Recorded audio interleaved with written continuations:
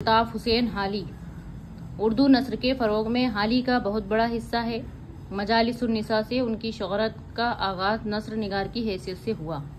اس کے بعد انہوں نے 4 کتابیں حیات سعدی، مقدمہ شعر و شاعری، یادگار غالب اور حیات جاوید لکھ کر اردو ادب کی تاریخ میں اپنے لیے ایک لافانی جگہ بنا لی۔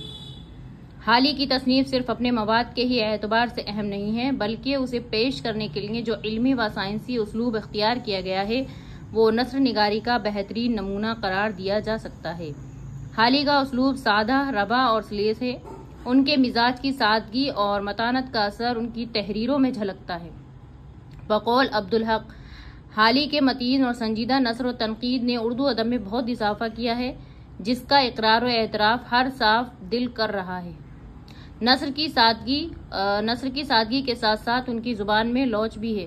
حالی نے اپنی تحریروں میں انگریزی اور ادق عربی الفاظ بھی استعمال کیے ہیں، جس کی وجہ سے ان کی زبان کی سادگی و سلاست متاثر ہوتی ہے۔